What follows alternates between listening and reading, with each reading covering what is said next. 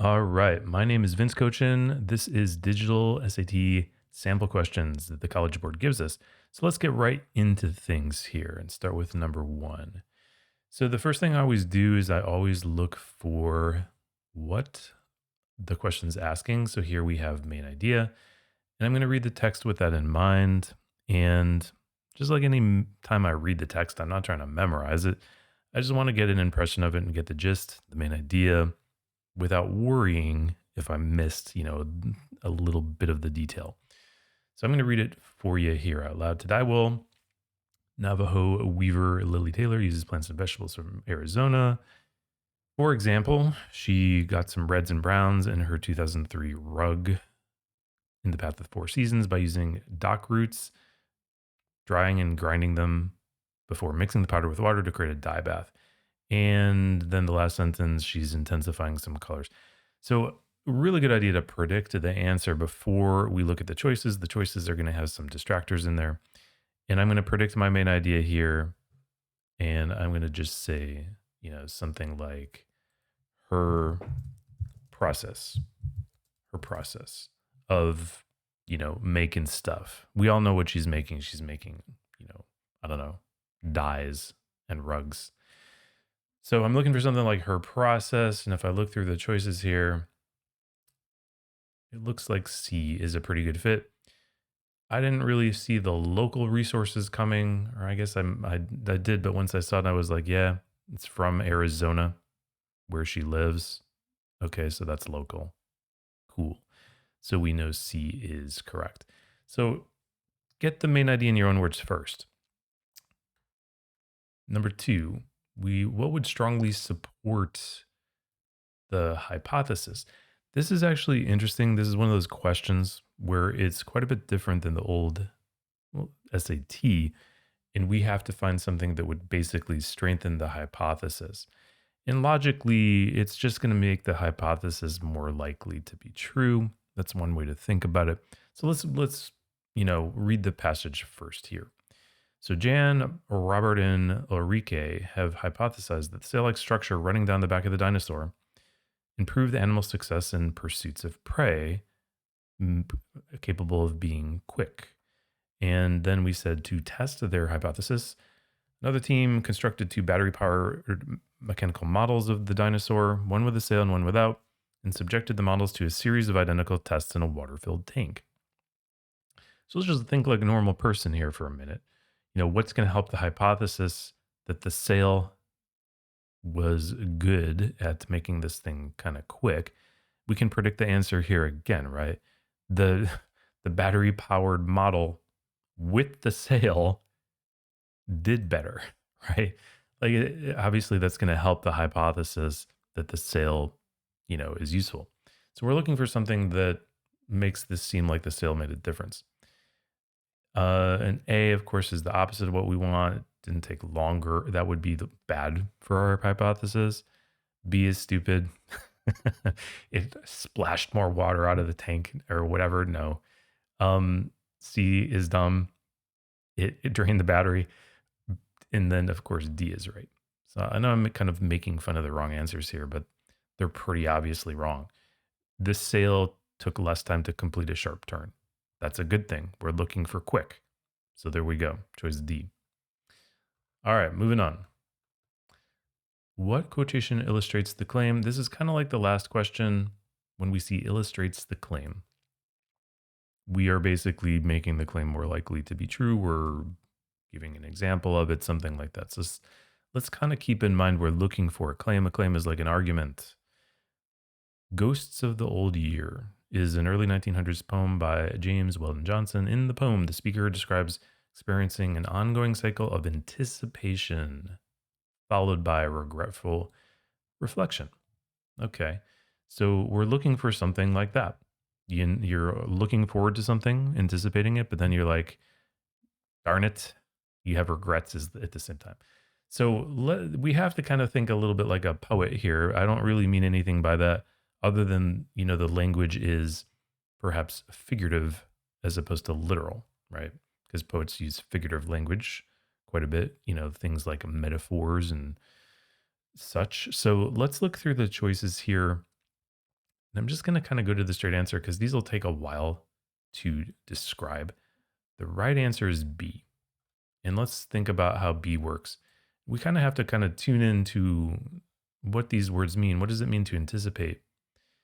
Well, we have something here about anticipation in B. It brings ambitions high. It's kind of like anticipation, right? You have ambitions to do something, you're kind of like looking to the future and anticipating it. But look what happens then. Each departing leaves a sigh. How sad.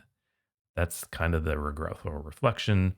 And it's even more like reflection because the last line there linked to the past. So we kind of see both things happening here. Anticipation, check.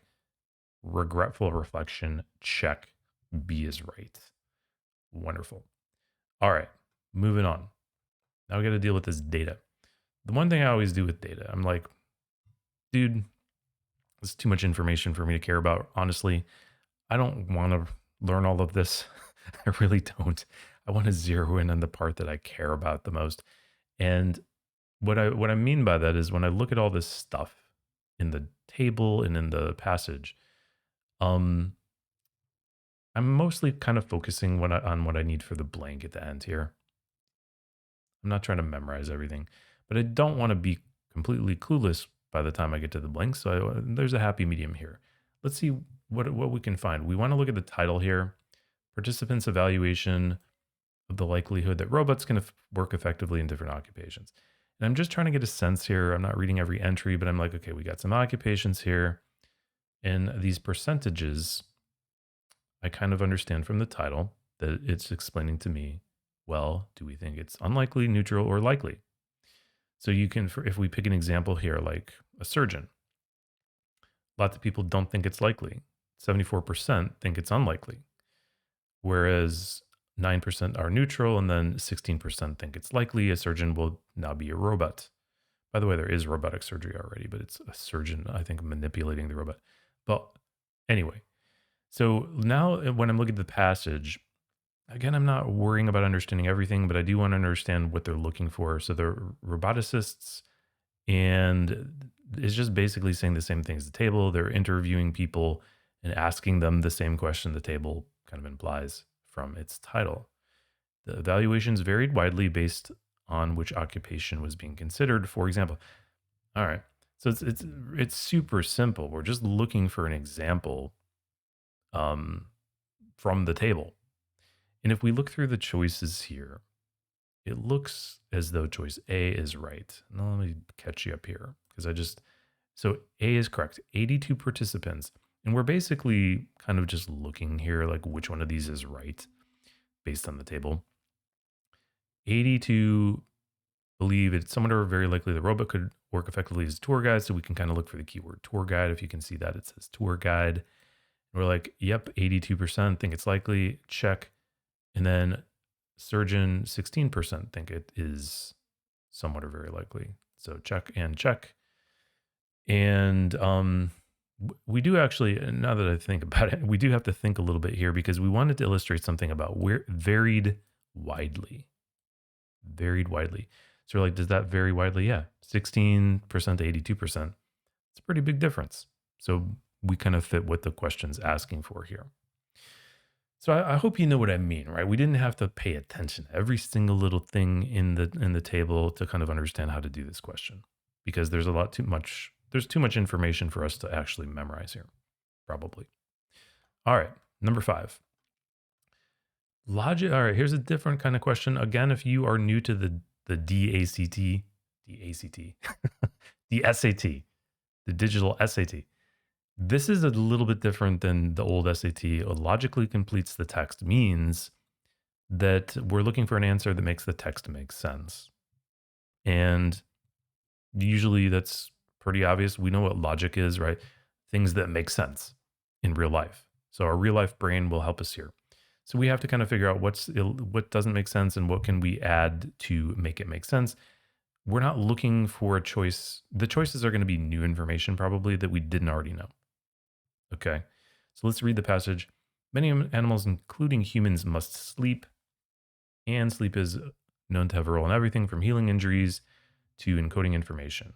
But some scientists claim that from an evolutionary standpoint, deep sleep for hours leaves an animal so vulnerable that the known benefits of sleeping seem insufficient to explain why it became so widespread. These scientists therefore imply that. Now, if you want to get creative, you can try to predict the answer here. I usually don't. I'm kind of lazy. I'm just like, all right, there could be a lot of things that these guys imply. Let's just see what we got for choices. But keep in mind, we have to explain something. And a good way to think of it is we're explaining something that doesn't make sense right now. Deep sleep makes animals vulnerable, and the known benefits of sleeping seem insufficient to kind of explain why it still was a good idea to sleep, right? So, looking through the choices here, let's see. Well, B is good enough for me. Prolonged deep sleep is likely advantageous in ways that have yet to be discovered. So it's like, okay, well that works. The whole argument is like, well, sleep makes you vulnerable when you're sleeping. Obviously, another animal can come along and like eat you. So it's like the benefits of sleeping that we know don't really explain like why this is still a thing, why it became so widespread. But then when we read B, we're like, okay, logically that makes sense. Like there's a bunch of ways we just don't understand that makes it worth it. So it's just kind of like using logic. We didn't like look for B in the passage because it's not gonna be there. It's new information. You just have to think about, does this kind of resolve the situation that didn't make sense in the passage? And it does. All right. Number 6. Now we're into kind of word in context. So there was a little bit of this on the old SAT. We just have to kind of like make sure that the word we pick is justified. We have to know vocab, but we also have to make sure the vocab is a kind of really good fit with the text. So this is another type of question we can predict the answer. So let's try that here. In recommending Bau's collection, a librarian noted that pieces by the spoken word poet don't lose their blank nature when printed. By the way, when we see this colon, that means we're about to explain what we just said. The language has the same pleasant musical quality on the page as it does when performed. So the word that we're looking for is pleasant. And I don't like to get creative here. Let's copy and paste pleasant. And the reason we can do this is when we have something like a colon or a semicolon, like one of those guys, or a dash, that means we're basically supporting what we just said. And a great way to support it is just say it again. That's a pretty safe way to support something. Say it twice. So pleasant would be a great anticipation here.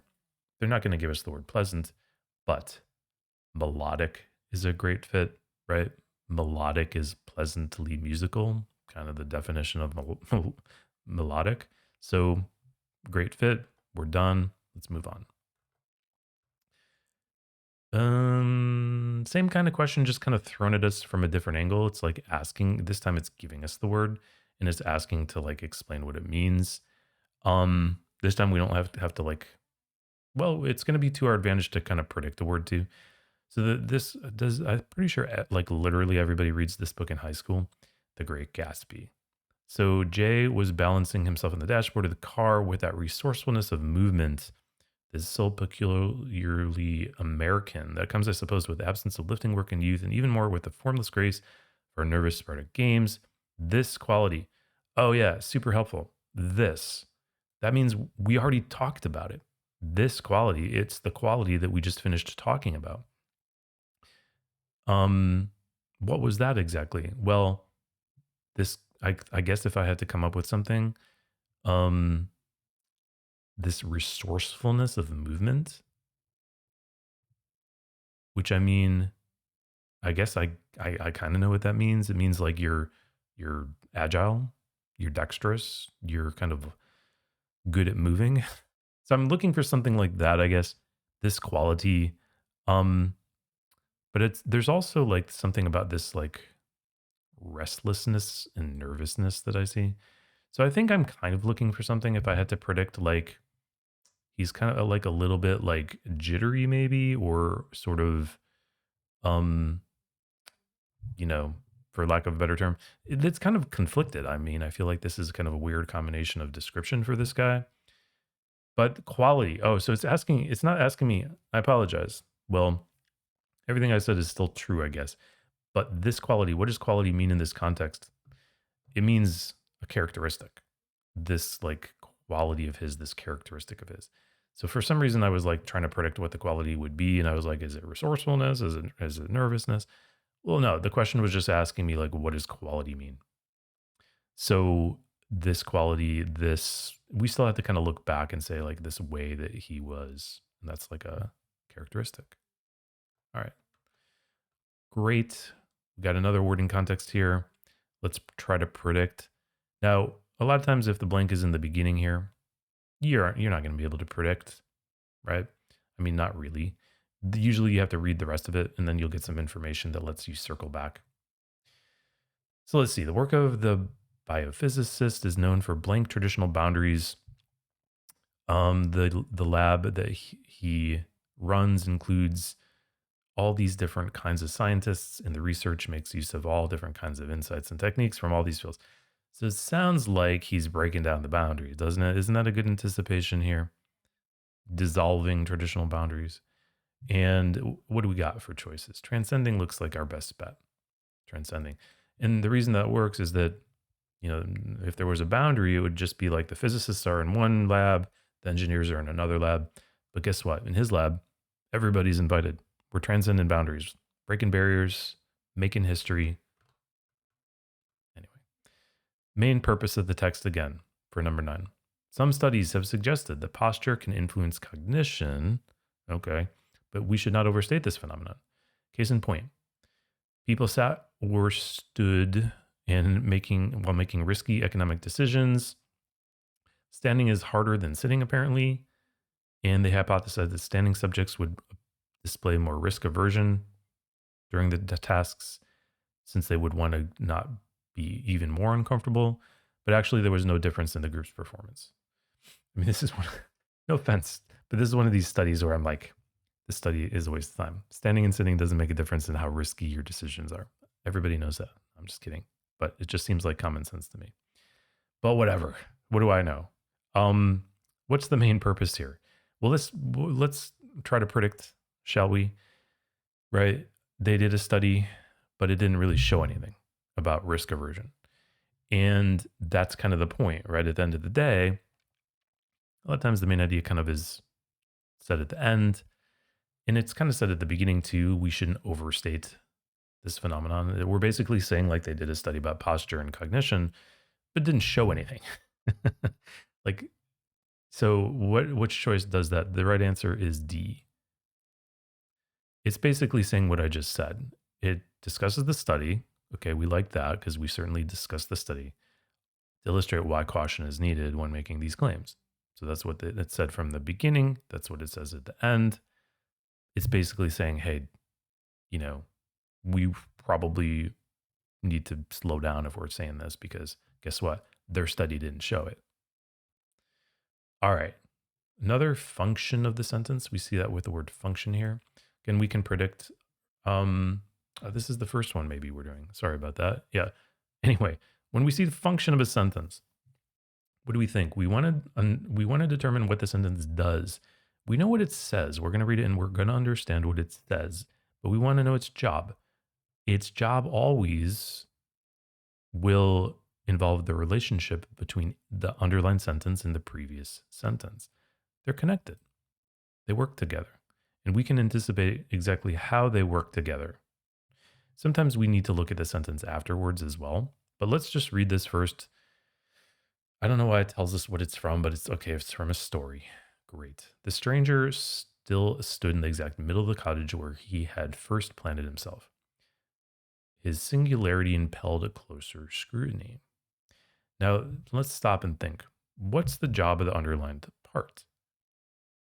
Isn't it just to kind of continue sort of talking about this guy and saying we need to look closer at him? So I feel like it's just like my prediction here is just that it's like telling us what about him, what else do we need to like learn about the guy, something like that. And then the rest of the passage is kind of describing him in, you know, very vivid terms. So I'm going to predict something like the sentence kind of says more about what the guy looks like, and it kind of implies we need to look at him closer, something like that, you know? And A is correct here. Not exactly what I was saying, but let's think about how that works. It sets up the character description presented in the sentences that follow. And yeah, we did have to kind of look beyond it to know that the rest of the passage is like, describing the guy. But it sets it up right. It's like, hey, he looked unique and we need to look at him closer scrutiny. So it's like setting up the description by kind of introducing that we're going to look at him closer and notice all these things about him. So just to, when you see the function of the sentence again, what's its job? All right. We have two texts to read here. And if we jump ahead and look at the question, we need to think about how this person and their colleagues in text 2 would describe the view of the theorists in text 1. So really, again, we want to boil these things down to the main idea. We want to be able to say sort of in one sentence, what's the view of the theorists and what's the view of the people in text 2? So let's start with text 1 because, it's first. All right. What factors influence the abundance of species in a given ecological community? We do want to kind of understand the topic, even though we don't really have to understand it completely. We want to understand it kind of on layman's terms level, like the average person off the street. What would they understand this as? And it's like, what's influencing like there being a lot of species? And the theorists say that historical diversity is a major driver, and differences in community diversity are strongly affected by the number of species living in those habitats at earlier times. So they're kind of explaining what historical diversity means. It's like current diversity, is influenced by what it was in the past. So, if there were a lot in the past, there's a lot now. That's kind of what I take that to mean. So I had to boil that down to main idea, historical. Now let's boil text 2 down. What does Carla think? And what do her colleagues think? Well, they made some pools. They put some zooplankton in them in a diverse mix, and then others with a single mix. And, oh, it's kind of weird, but here's the rest of the text. Contrary to their expectations, by the end of the study, there was little to no difference. So it didn't matter that one pool started with a diverse mix and others started with a single mix. So doesn't this seem to kind of like contradict text 1, right? So we're probably looking for a choice that's like, hey, Carla and her group think text 1 is, kind of wrong, for lack of a better word. So that looks to me like choice C. It might be plausible, but guess what? Our findings didn't show it. So this is kind of typical of scientists and sort of academics. They're not going to be like, hey, haha, you guys were wrong. No, they're going to be like, well, maybe your thing's plausible, but guess what? Our study didn't really show it. That's how academics talk. They're not going to be like, you were wrong and we're right. No, they're just like, hey, we got some findings that don't support your argument. So that's choice C. All right, moving on. We're almost done here. We only got 16 questions, so making progress. Number 12, note takers. And let's jump ahead and look at the question because there's a bunch of notes there. We want to emphasize a similarity between the two works. Okay, so how are the works similar? And we have to pick the choice that kind of like uses the notes. So similarity. So I'm looking for the two works, whatever they are. I'm looking for similarity. And I can already kind of spot the two works down here, erasure and homegrown.